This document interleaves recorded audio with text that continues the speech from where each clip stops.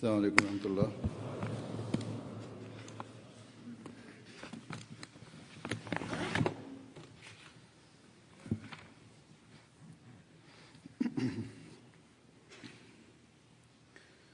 أشهد أن لا إله إلا الله وحده لا شريك له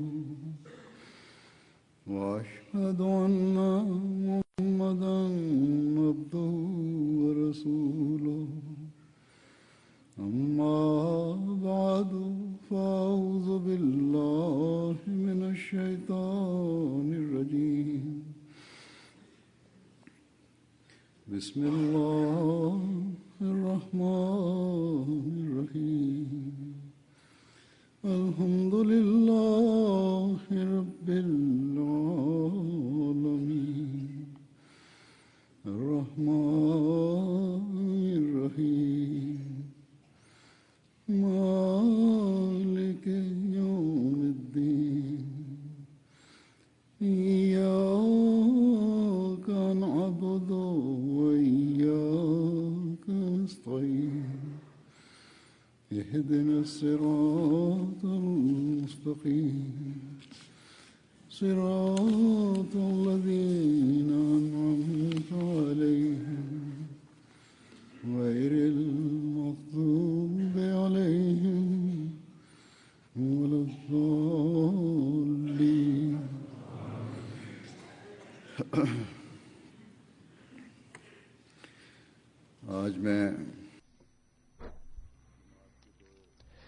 After reciting the Tashahud, Ta'awuz, Tasmiyah and Surah Fatiha, Hazrat Amir al-Mu'mineen Ayyadullah Ta'ala bin Nasir al-Aziz said, "Today I will mention two servants of the Jamaat who passed away recently. One being Mr. Bashir Ahmad Rafiq Khan Sahib. The second is Dr. Nusrat Jahan, who is the gynecologist for the Fazl Umar Hospital.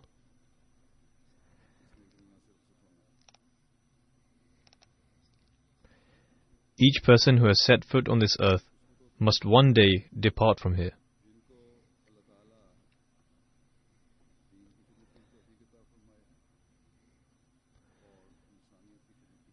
However, blessed are those individuals who have the opportunity to serve their faith as well as serving humanity.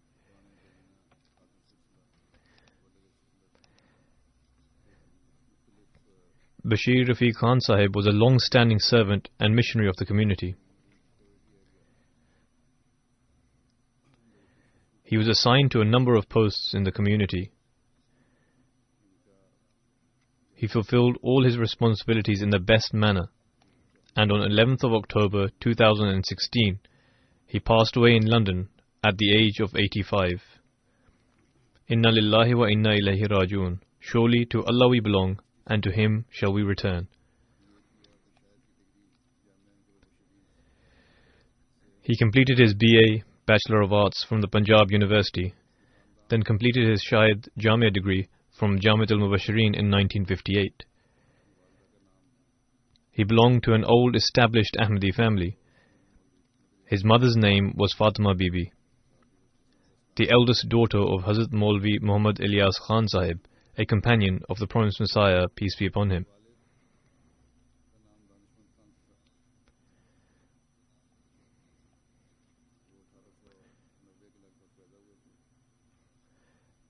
His father's name was Danishmand Khan, who was born around 1890.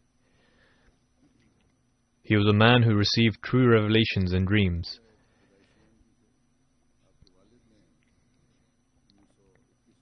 Bashir Rafiq Khan Sahib was an Ahmadi by birth. His father accepted Ahmadiyyat in 1921, upon which the people of his village boycotted him.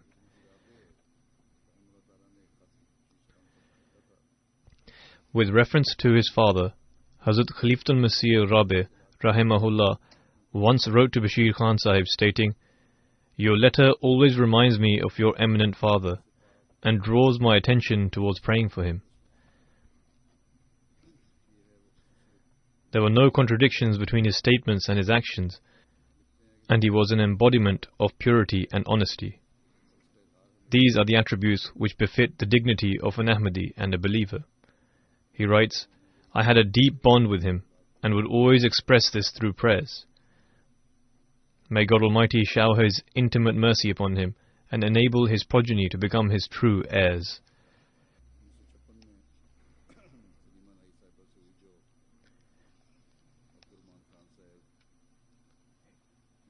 He married in 1956 to Sanima Nai Saiba, who was the daughter of Abdurrahman Khan Sahib. He was the son of a companion of the Promised Messiah, Khan Amirullah Khan Sahib. She bore 3 sons and 3 daughters.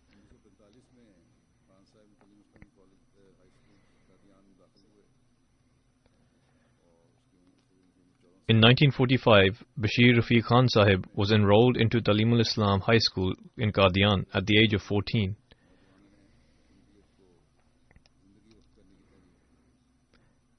At that time, Hazrat Muslim Maud radiallahu anhu delivered a sermon in which he urged the Ahmadi youth to dedicate their lives for the service of the Jamaat. As soon as the sermon concluded, many youths presented their names for this scheme. Khan Sahib was also amongst those blessed individuals. At that time, a systematic organization, as is the case now, was not in place, and a personal letter from Hazrat Muslim Maud radiallahu anhu was sent in which it was written that his application to devote his life in the service of the community had been accepted. Until the partition in 1947, he continued his studies in Qadian. After completing his matriculation examinations, or perhaps a short while before the partition, he left for his hometown.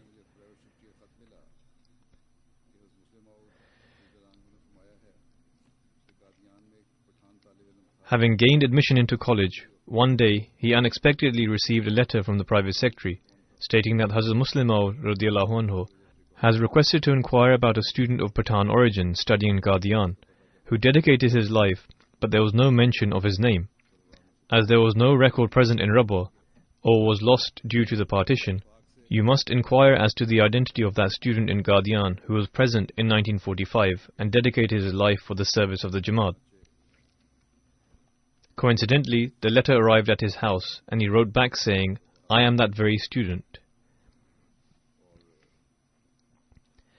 Upon this, Hazrat Muslim Maud radiallahu anhu ordered him to report to Rabwa immediately and apply for admission at the Talimul Islam College in Lahore and study towards a BA. At that time, Hazrat Khalifatul Masih III rahimahullah was the principal of the college. He, Bashir Rafiq Sahib, states, in 1953, whilst we were busy preparing for our examinations, the anti-Ahmadiyya riots broke out, and during those disturbances I sat my exams, and was extremely disappointed at the results, owing to the fact that I had failed.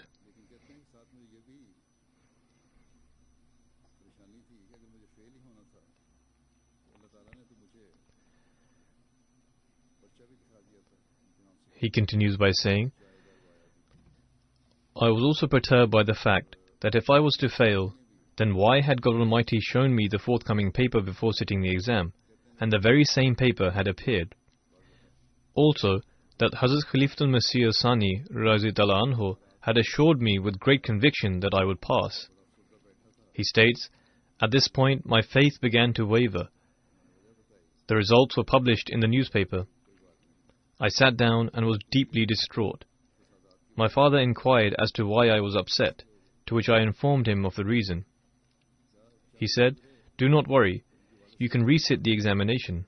Besides, you were probably unable to prepare properly for the exams owing to the riots in the Punjab. After a few days had passed, his father said to him, whenever I pray for you, I hear a voice which says, Bashir Ahmed has already passed. But when he would show him the results, he would remain silent. He states, after a few days, his father said, I am still receiving the answer that you have passed. He says, one day we unexpectedly received a high volume of letters. Amongst the letters there was one from the university. When I opened it, I was amazed. The university stated that they had failed me in error, Having rechecked the papers, I had in fact passed. He says, a few days later, I presented myself before Hazrat Khalifatul Masih Sani radiyallahu anhu and explained the whole incident to Hazur. Hazrat Khalifatul Masih Sani radiyallahu anhu replied, I had already told you that after praying, I had been informed that you would pass, and I relayed all this to you, that you would pass. Hence, this result clearly demonstrates that nobody can defer a divine scheme. God had already made his decision. It would have been a point of ridicule that God Almighty is informing Hazrat Khalifatul Masih Sani radiyallahu anhu and his father of one thing, and the result is contrary to it. In the end, only that which God Almighty had already decreed proved to be true. After this, Hazrat Muslim Maud radiyallahu anhu instructed him to join Jamia Ahmadiyya and obtain the Shahid degree. He said, it is my wish to send you for missionary work in propagating the message. He, Bashir Rafiq Sahib, states, our class in Jamia had the honor of occasional visits from Hazrat Khalifatul Masih Sani radiyallahu anhu, who graced us with his presence and advised us on the methods to specialize in various fields of knowledge.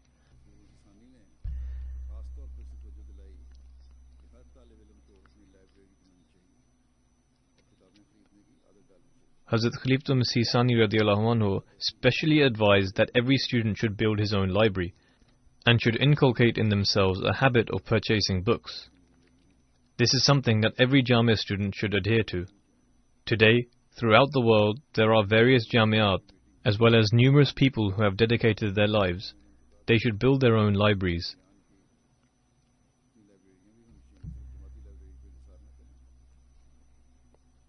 Recently, there was a meeting with all the missionaries in London.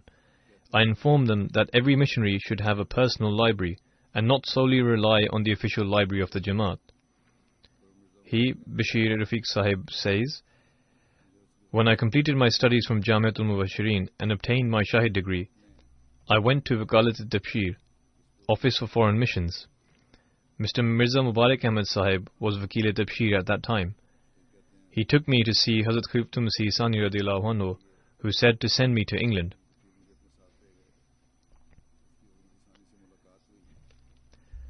Then Wakil-e-Tabshir took me to prepare my departure for England. He met with Hazrat Khalifatul Masih Sani radiyallahu anhu and wrote down detailed instructions and directives. He gave him his blessings and prayers, then hugged him before his departure. He was sent to England in 1959 on official assignment and served as the Deputy Imam of Fazl Mosque in London.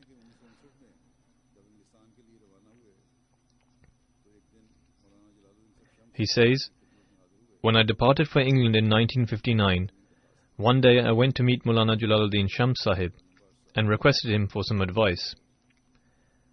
Maulana Jalaluddin Shams Sahib also served for a long time in London as the Imam of the Fazl Mosque. After highlighting various aspects, he said, there is one advice I will give to you, which has benefited me greatly in my life. He said, I was serving in Syria. Shams Sahib narrated, I was serving as a missionary in Syria. Through me, a member of a wealthy family, Munirul Husni Sahib, accepted Ahmadiyyat. He was an established and devout Ahmadi. It was after this incident that the Jamaat spread in Syria. He states, as each day would pass, his, i.e. Munirul Husni's, passion and desire to serve the faith intensified. Every day after Asr prayers, Munirul Husni Sahib would come to the mission house.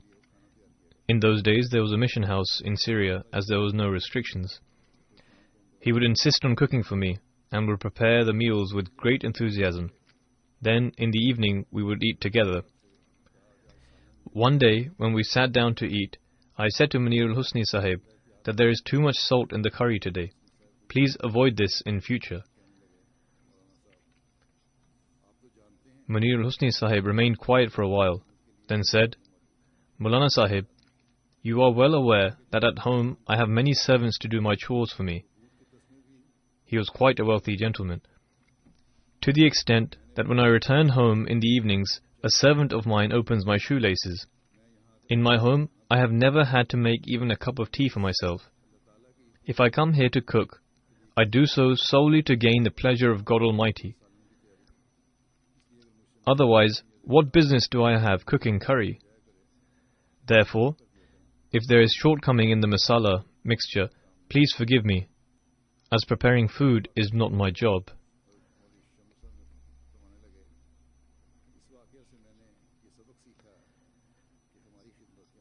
After narrating this incident, Maulana Shams Sahib said, "From this incident I learnt that the treatment we receive, i.e., the assistance the people are happy to offer us missionaries, is not due to us within our own right. In fact, they do it to gain the pleasure of God and out of love for the Ahmadiyya community. Therefore, we should always bear in mind that however much anyone serves us, it is a kindness on their part. If they commit an error in this regard, we have no right to question them or to scold them.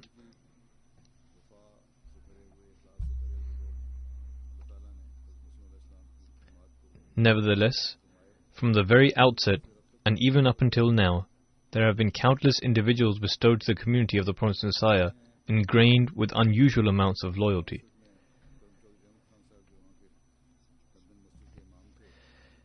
He, i.e. Bashir Rafiq Sahib, continues to say that in 1964, Mr. Chaudhry Rahmat Khan Sahib, who was the Imam of the London Mosque, returned due to illness.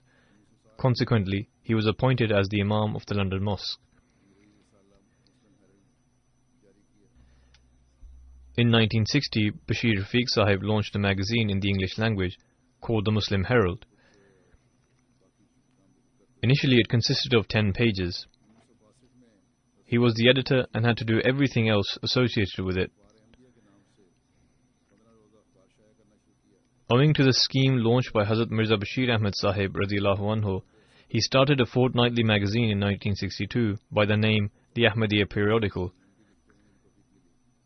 Bashir Rafiq Sahib says that he was the one who launched the magazine and had the opportunity to serve as its editor for a long period, as well as write various articles for it. He was a well-versed scholarly personality. He also had the opportunity to work for the Review of Religions, the magazine launched by the Prophet ﷺ.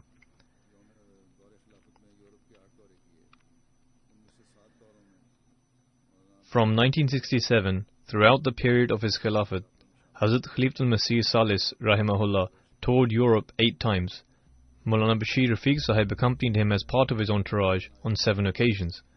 On 2 of the tours, he had the opportunity to serve as the private secretary. In 1970, he returned to Pakistan and served as the private secretary to Hazrat Khalifatul Masih Salis Rahimahullah.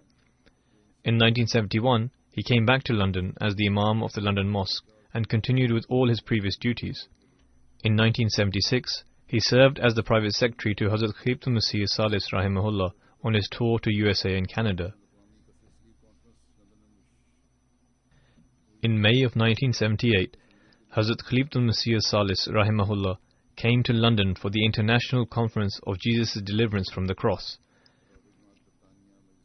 To organize the event and see it through to the end, Majlis Amla UK, the organizational body of the UK Jamaat, and the conference committee worked around the clock, exhibiting an outstanding model of teamwork under his supervision.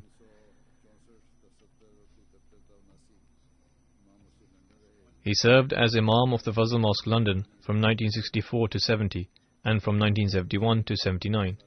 He was the founder and editor of the Muslim Herald magazine from 1961 to 1979 and as private secretary to Hazrat Khalifatul Masih Salis Rahimahullah from 1970 to 71.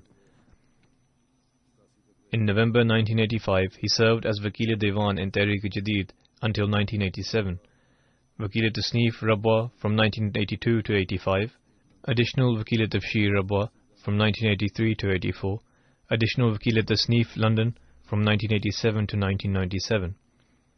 He served as the editor of the Review of Religions from 1983 to 85, chairman Board of Review of Religions from 1988 to 1995, member of Sadr Anjuman Ahmadiyya Pakistan 1971 to 1985, member of the Iftar Committee from 1971 to 73, member of the Qaza Board from 1984 to 87,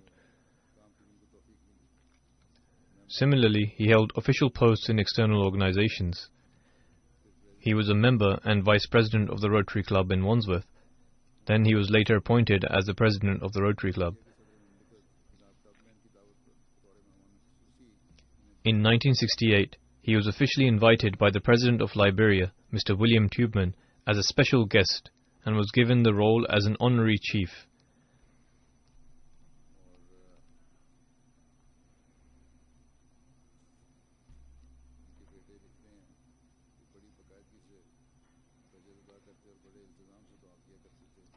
His son writes that he would offer his tahajjud prayers regularly and would pray with great dedication to the extent that he would write down all the names he wanted to pray for, in case he forgot anyone. He would constantly invoke blessings on the Holy Prophet ﷺ and always explain to us the significance of giving chanda. His brother Colonel Nazir writes an incident that when Hazrat Khalifatul Masih Sani radiallahu anhu called him, i.e. Bashir Rafiq Sahib, he had gained admission to law school. When the letter of Hazrat Khalifatul Masih Sani radiallahu anhu arrived addressed to my father to send him, he said that he can serve the Jamaat better by pursuing law. In reply to this, Hazrat Khalifatul Masih Sani radiallahu anhu wrote, "We need religious lawyers, not worldly ones. Whatever status, wealth and fame he wishes to attain in the world, God Almighty will grant him through the blessings of devoting one's life." When my father gave this letter to my brother, he read it through and without saying a word, he packed his bags and left for Rabwa. Observe how God Almighty fulfilled these exact words. Had he become a lawyer, he would have been one on a worldly level. Instead, he received worldly accolades as well as having the opportunity to serve his faith. His brother writes, "Whatever Khalifa Sani radiallahu anhu stated came true. Through the blessings of devoting his life, he received honor, recognition and distinction. Through the grace of Allah, he lived an all-round complete life." He was extremely loyal to Khilafat. He suffered from a serious heart condition for a prolonged period of time and underwent surgery. On one occasion, his situation became extremely precarious with little hope, but Allah the Almighty granted him another life. He also experienced a lot of weakness due to this illness. However, he not only regularly wrote to me expressing his loyalty and devotion. In fact, whenever he would come to learn of my attendance in a function, he would always come, whether it be with the aid of a walker or by any other means. I saw that despite his weakness, he would always attend the Friday prayers and would come by foot. May Allah the Almighty treat him with mercy and forgiveness and elevate his rank. May God enable his progeny to also maintain a relationship of devotion and loyalty with the community and enable them to follow in his footsteps. The second person I shall mention is respected Dr. Nusrat Jahan Malik Sahiba, who is the daughter of Hazrat Maulana Abdul Malik Khan Sahib. She passed away on 11th of October 2016 in London. Inna lillahi wa inna ilayhi raji'un. Surely to Allah we belong, and to Him we shall return. Although she lived in Rabwa, she was a British national, and would come every year in order to continually build upon her expertise at various hospitals. She had been unwell for some time, and was receiving treatment here. After Jalsa Salana UK, she developed a chest infection, which continued to spread, and as a result, her lungs stopped functioning. However, God Almighty blessed her, and she had begun to recover, and the doctors also became hopeful, but there was also a danger that if the infection recurred, then survival would be extremely challenging. However, as per the decree of God Almighty, she once again suffered an attack due to an infection, and passed away within a few hours after the illness.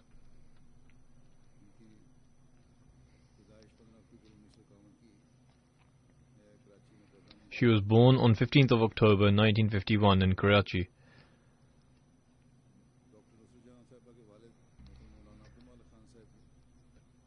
Dr. Nusrat Jahan Sahiba's father, respected Maulana Abdul Malik Khan Sahib, was a long-standing servant of the community. He was the son of Hazrat Khan Zulfikar Ali Khan Sahib, and her ancestors were from Najibabad in the district of Bijnoor, situated in UP.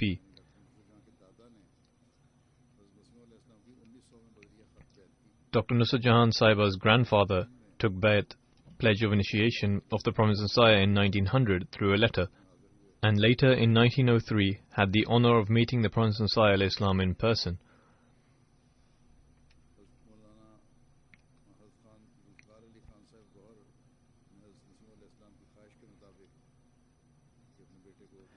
According to the wish of the Promised Messiah ﷺ that he should dedicate his son for the service of faith, Hazrat Maulana Khan Zulfikar Ali Khan Sahib Gohar dedicated the life of Maulana Abdul Malik Khan Sahib right from his childhood, even though he was born much later in 1911.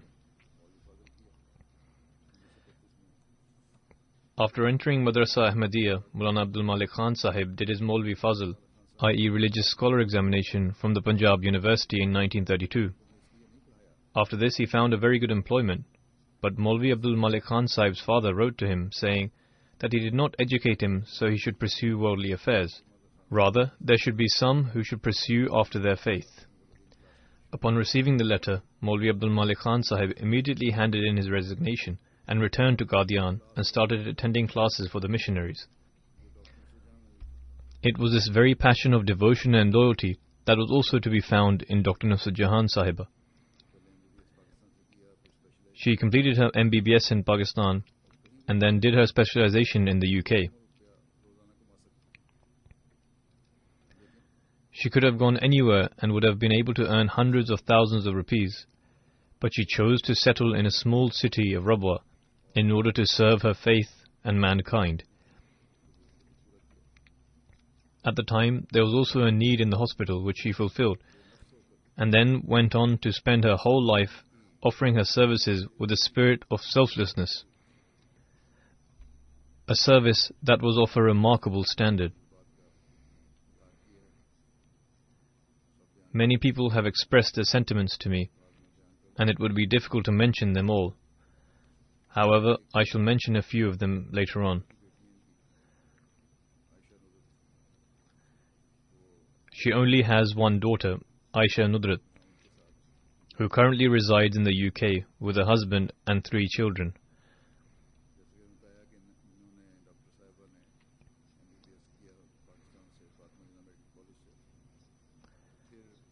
As I mentioned earlier that Dr. Sahiba completed her MBBS studies from Fatma Jinnah Medical College in Pakistan, and then she did her RCOG specialization in England at the Royal College of Obstetricians and Gynecologists.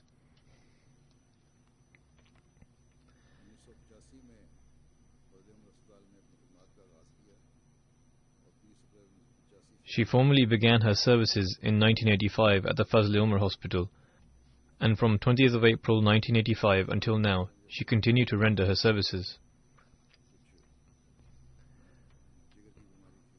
As I mentioned earlier, she was unwell and had a problem in her liver, and so she took leave and came to London on 5th of April. She was undergoing treatment, and by the grace of Allah the Almighty, her treatment was successful. But after the Jalsa, she got a chest infection, and from that it seemed as if her end was nigh. But then there was a sudden attack of infection again, and she passed away shortly after. Her son-in-law, Maqbool Mubashir Sahib, says, "She had an extraordinary trust in God Almighty, and a great passion for worship, and loved the Holy Quran. She had a deep bond with Khilafat, and among her first and foremost priorities were to show obedience to Khilafat, service to mankind, and providing care to her patients with complete contentment of heart. I have also personally witnessed all of these traits which he has mentioned, and there is no exaggeration in this whatsoever. All these qualities were truly found in her.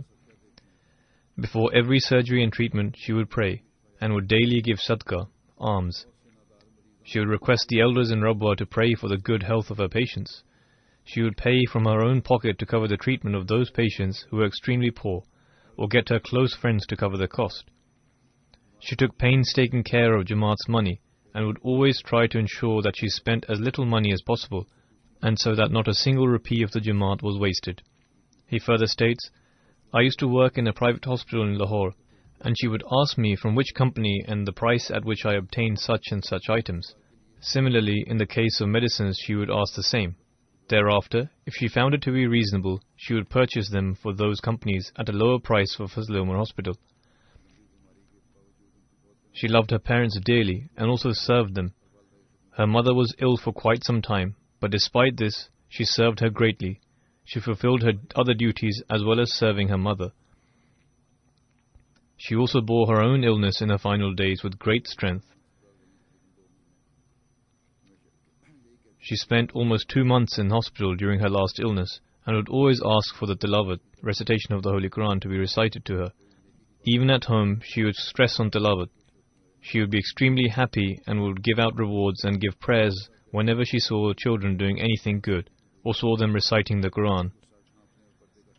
Mubashir Sahib states, when our daughter turned 12, she spoke to her about covering her head and about parda, and with reference to Hazrat Amma Jan and various other elders, she would cite examples or incidents which, although were small matters, but extremely significant.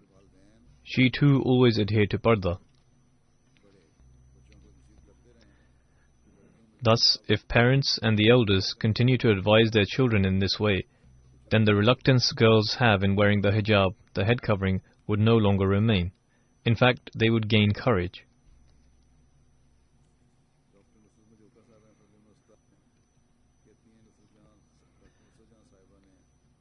Dr. Nusrat Majoka Sahiba from Fazl Umar Hospital says, I knew Dr. Nusrat Jahan Sahiba for the last 18 years, and straight after finishing my house job, I became a part of the gynecology department in Fazl Umar Hospital.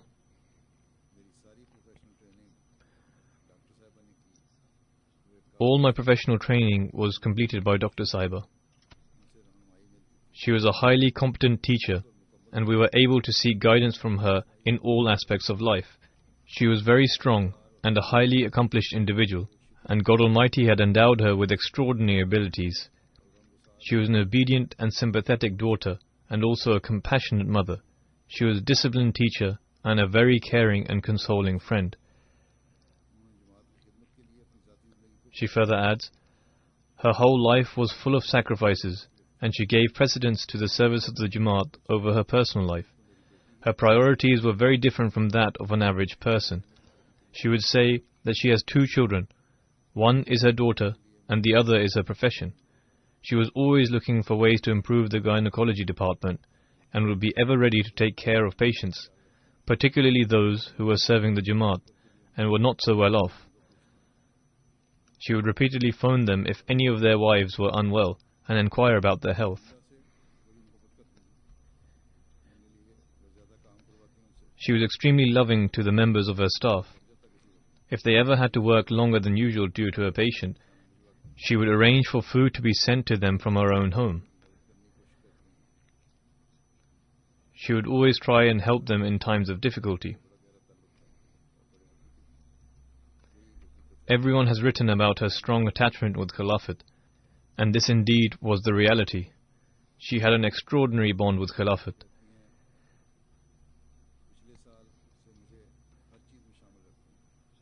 She further states, since last year she included me in everything and in every important issue.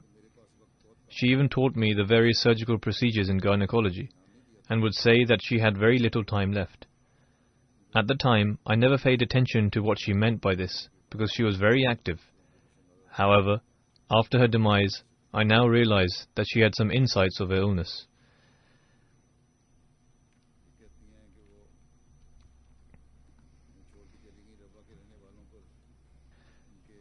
She also states, she, i.e. Dr. Nusrat, has now departed from us, but bequeathed countless favours for the people of Rabah, and so every eye is tearful and every heart is sorrowful. I have received many letters, and they all have truly depicted the reality. Dr. Amatul Hay, who has recently gone to work in a hospital in Ghana, writes, my initial training was also done by Dr. Nusrat Jahan, and when I went to Ghana, She was constantly in touch with me through WhatsApp and email. She would happily reply to me and guide me if I ever faced any difficulty in gynecology, and would tell me to write to Hazur for prayers at times of difficulty.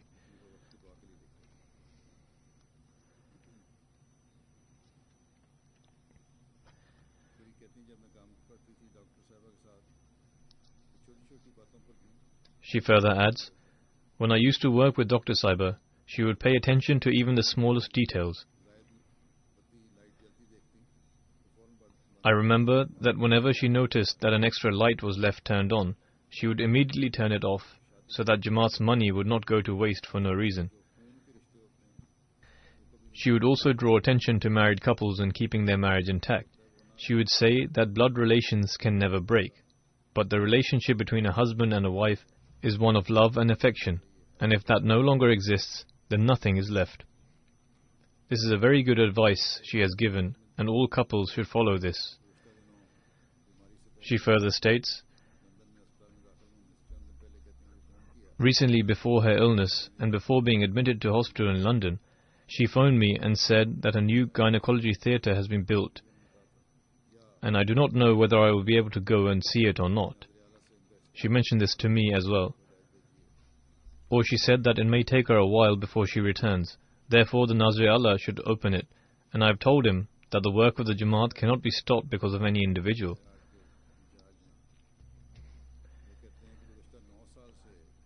Dr. Nuri Sahib, who is the in charge of Tahirat Institute in Rabwa, says, I have had the opportunity to work with respected Dr. Nusrat Jahan Sahiba for over 9 years in the Zubaydah Bani wing of Fazl-e Umar Hospital and the Tahirat Institute.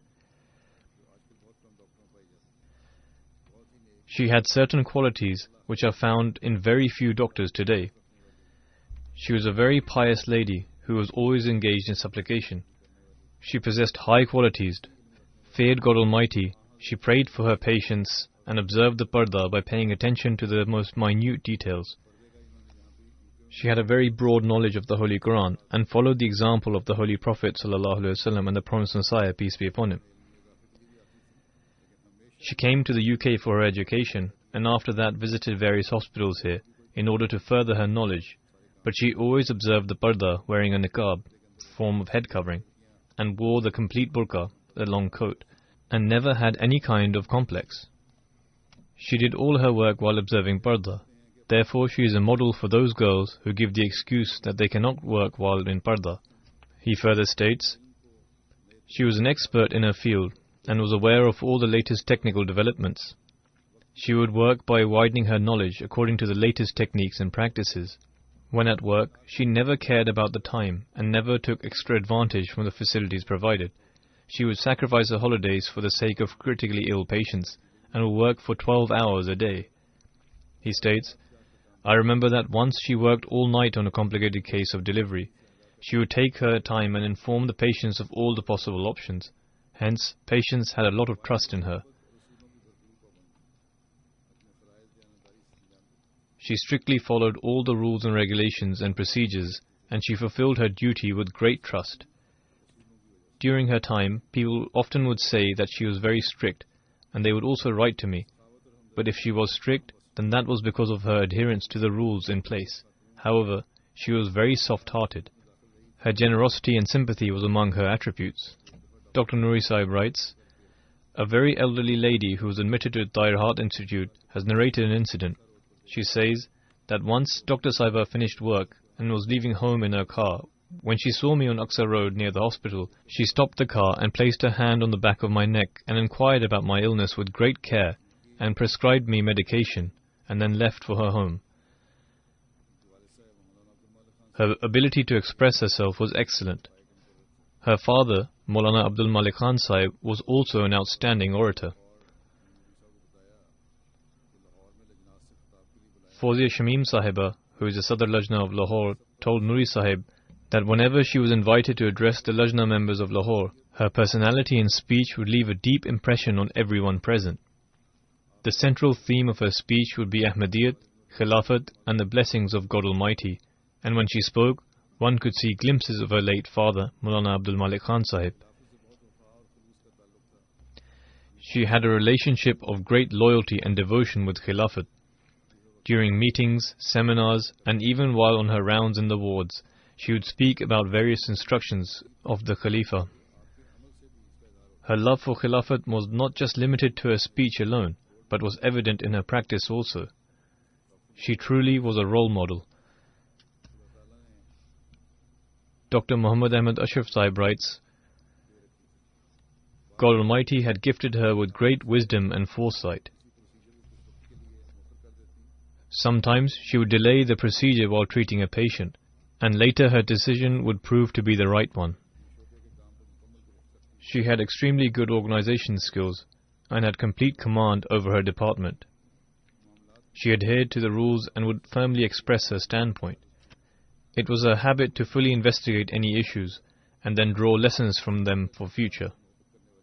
Whilst she had a great presence and authority in matters of administration, she was very loving with her staff members, and whether it be occasions of happiness or sadness, she would take full part in them.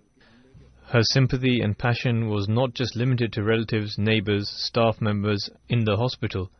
In fact, we noticed that the family members of the staff and patients benefited from it too. She would help the needy with an open heart, and in view of their sense of self-respect and honor, she would do this without letting anyone know. Dr. Sahib further states, she would keep a record of all the important issues. Dr. Sahib says, according to my knowledge, under her supervision, the gynecology department's records are one of the best and most comprehensive. Fuzail Ayaz Sahib, who is a missionary, wrote the following. She was immensely compassionate and caring. In 1989, while I was serving at Jamia Ahmadiyya Rabwa, I moved here along with my wife and daughter.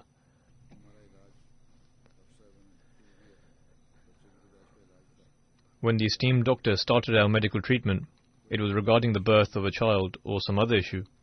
In any case, she was very kind, benevolent, and sympathetic throughout the treatment.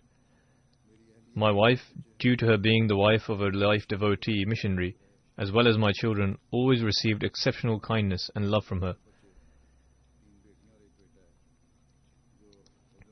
He further says, we have 4 children, 3 daughters and a son, who were all born at Fazl-e Umar Hospital. I always found her to be worried about the health of my children and their mother more than myself. When we were blessed with 4 daughters,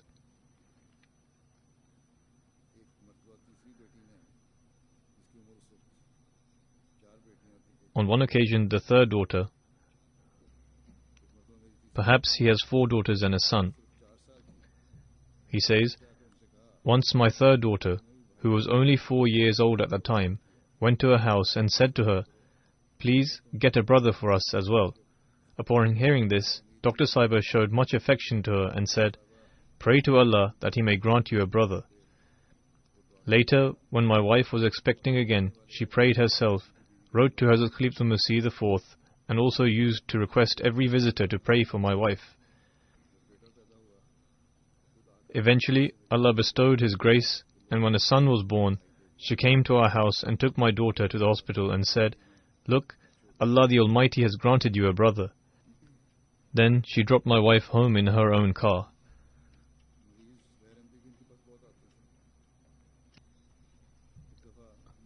Non-Ahmadi patients also used to visit her in abundance. She narrated an incident herself, that on one occasion a non-Ahmadi cleric from Chiniot came to see her. His wife was unable to conceive. After the treatment by the esteemed doctor, Allah the Almighty bestowed His grace, and she fell pregnant. She said, since the cleric will now be under my control for at least 9 months, I can preach to him freely. She was not fearful of anyone or anything.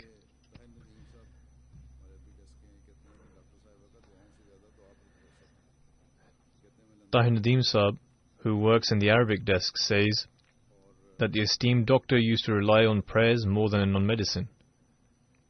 I migrated to London while my wife was still back at home and was due for an operation. At the time, she was faced with a critical situation. Dr. Saiba told me herself that at that moment I profusely cried before God Almighty and prayed, O Allah, She is the wife of a devotee of life. Her husband has gone away to serve your faith. Bestow your grace. Thus, after some time, Allah the Almighty bestowed His grace, and the bleeding stopped completely, due to which a surgical intervention was no longer necessary. Regarding her attribute of hospitality, Tara Nadeem Sahib writes, some Arab guests came for the recording of the program Al-Hiwar al-Mubashir and were staying at the number 53 guest house in London. She was also staying there at the time. Once she was preparing parathas, a flatbread with butter, in the kitchen along with her daughter, and said that these Arabs have come here and you are participating in the Hiwar program. It is my desire to make parathas with my own hands and serve them to all of you who are serving the faith, and thus I will also partake of the reward of this jihad.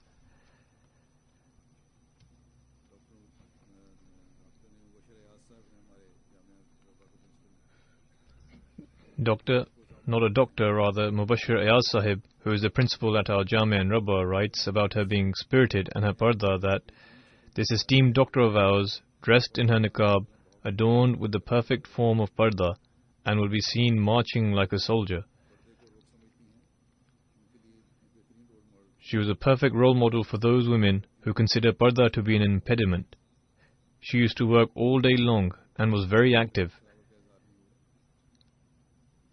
yet never demonstrated any sign of tiredness.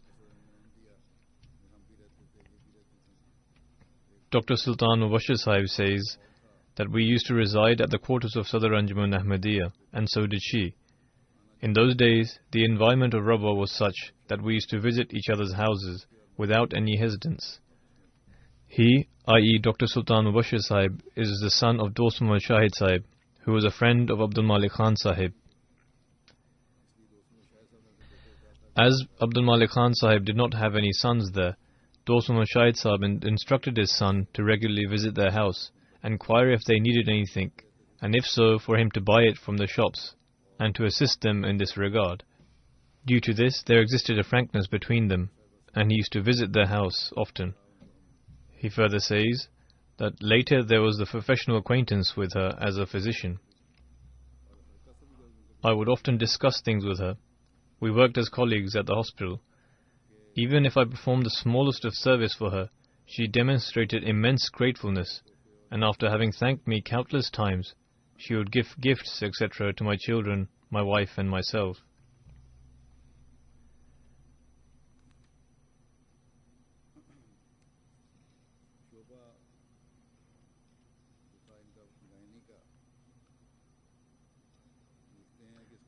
The gynecology department at the Fazl-e-Umar Hospital, which was her department, wrote, she used to visit England every year to familiarize herself with the arising needs and to learn modern medical procedures. There she used to acquire new medical equipment with the help of various friends. She used to come at her own expense and not at Jamaat's expense.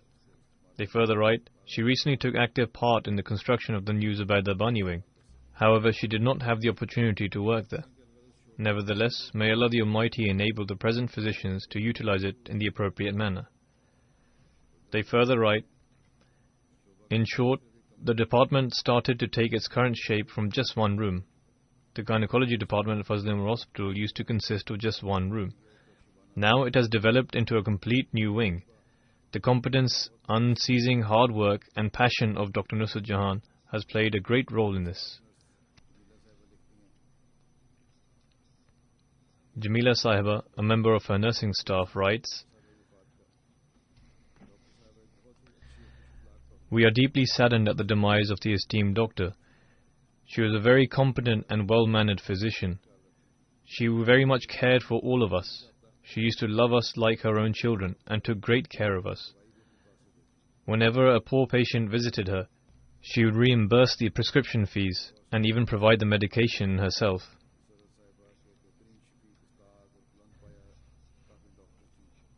Musarrat Sahiba, who is another member of the nursing staff, writes, she was an excellent, benevolent teacher and highly ranked expert physician. I have worked for a period of almost 31 years under her supervision. She was very loving, extremely conscious of the sentiments of others. She was supportive at every difficult hour, sympathetic to adults and kind to children. She would treat patients with extreme affection and share their pain. She used to teach all the staff members to serve mankind and to exhibit good manners. She used to be at the forefront in complying with the instructions of the Khalifa of the time.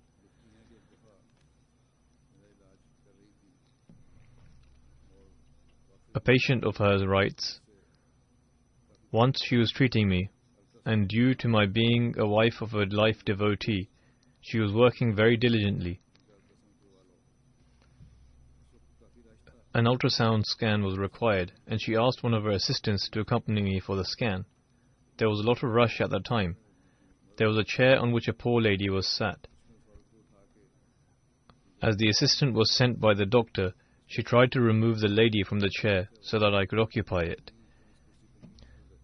When she was about to do so, suddenly there was a voice from behind saying, 'Stop, do not sit on that chair, take this one instead.'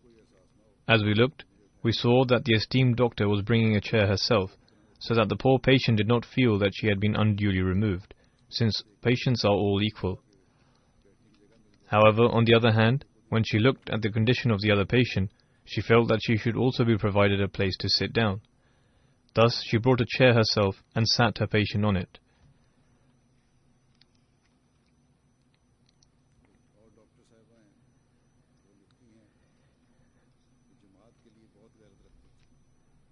Another lady doctor writes that she, i.e. Dr. Saiba, felt a great regard for the dignity of the community.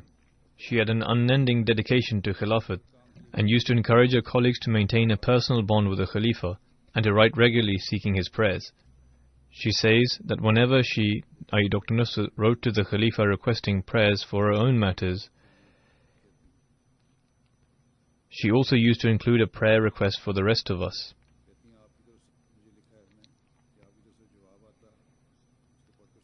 She says that when Dr. Nusrat Jahan Saiba used to get a letter from the Khalifa in response to a request for prayers, she would share the letter with all of us.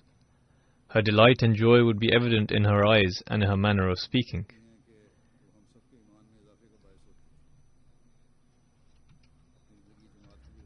She continued by saying, "This commitment of Dr. Nusrat Jahan was faith-affirming for all of us.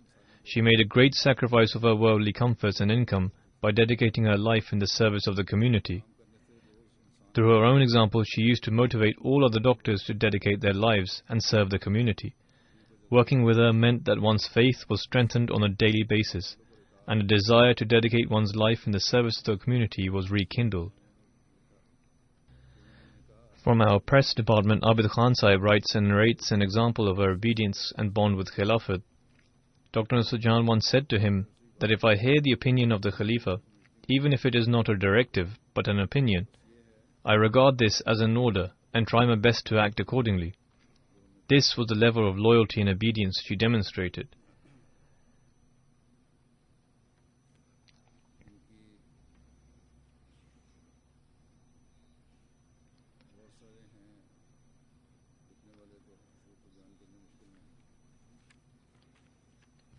Many people have written about her, and it is difficult to mention all of them here.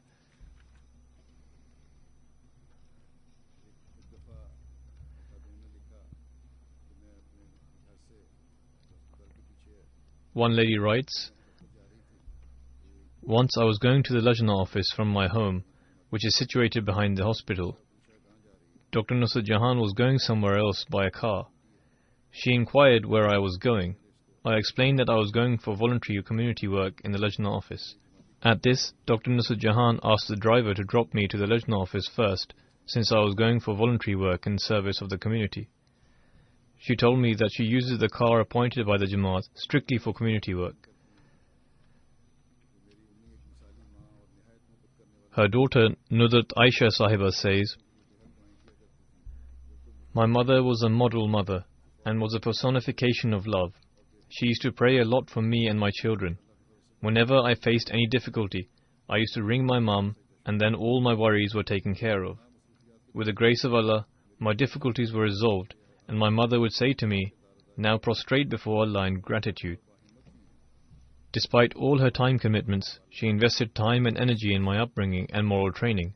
She was very courageous and had resolved to play the role of both my father and mother in my life. At times, she used to get concerned that she was not giving adequate attention to her daughter, and would say to her daughter that I was unable to give enough time to you because of my commitments. Then she would immediately say that the time spent on the services of humanity is more important, and God Himself will sort the affairs of my daughter.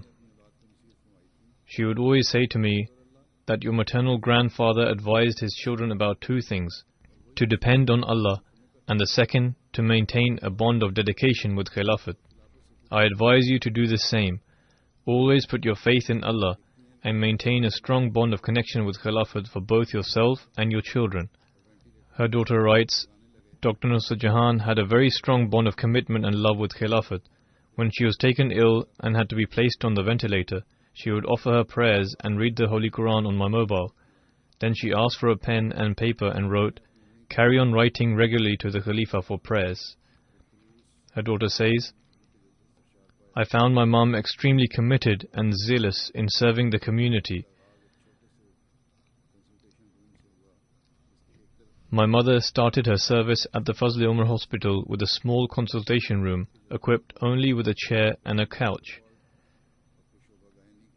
Her spirit of dedication and prayers granted her first the labour ward and then an independent wing of the gynecology department. Dr. Nusrat Jahan and her team turned this into a successful unit through hard work and commitment. She used to travel personally to Lahore or Faisalabad to buy medical equipment for the unit. She used to take several quotations so that the community funds could be preserved as much as possible. Once her granddaughter Alia visited her in Rabwa for 15 days. Dr. Nusrat Jahan included her in her team for voluntary work in typing, as she had good proficiency in typing. She advised her granddaughter that it is an honor to serve the community, and I wish you to take part in these blessings.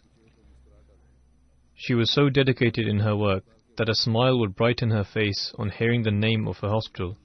Even when she was drowsy, she would mutter the names of the companies that make the surgical equipment. This used to astound the English nurses, and they would ask me in surprise about what she is saying. She had complete faith in Allah the Exalted.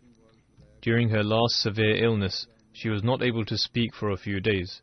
But when a speaking valve was fixed, the first thing she said was to leave it all to Allah. If, when overwhelmed, I ended up crying, she would just point to Allah.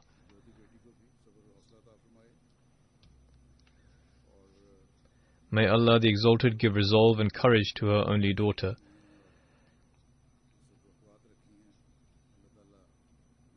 All the advice that her mother gave her and all the expectations she had of her, may Allah enable the daughter to attain these.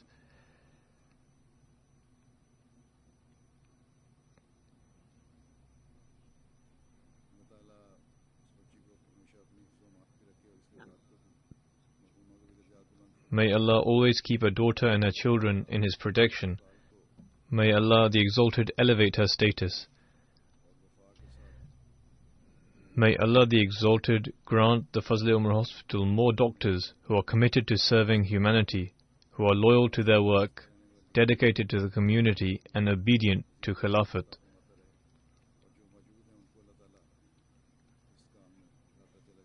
May Allah enhance all those doctors who are serving at present as well.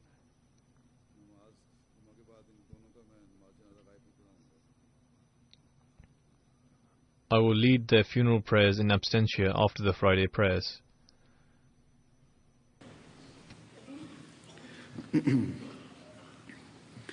Alhamdulillah, alhamdulillah, nahmaduhu wa nasta'inuhu wa nastaghfiruhu wa nu'minu bihi wa natawakkalu alayhi.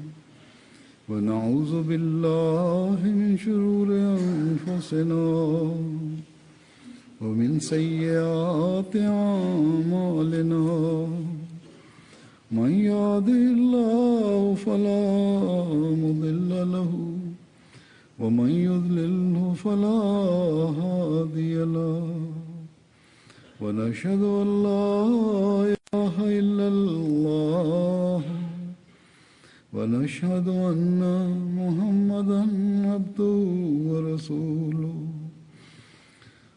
عباد الله رحمكم الله إن الله يأمر بالعدل والإحسان وإيتاء ذي القربى